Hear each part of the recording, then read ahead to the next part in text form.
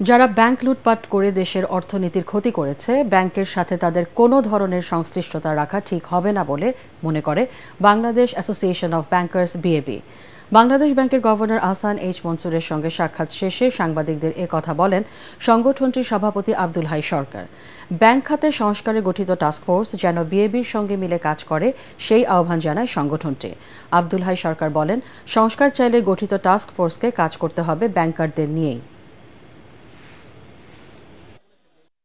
দালাল করছে they should be wiped out from the scene ব্যাংকের থেকে এই সেক্টরতে থাকাই উচিত না, যেহেতু অনেক ক্ষতি করে ফেলছে।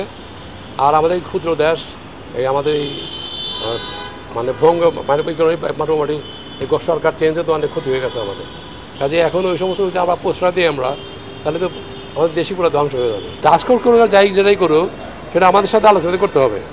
টাস্কফোর্স তো কিছু করতে পারে না যদি আমরা আমার সাথে আলোচনা না করি।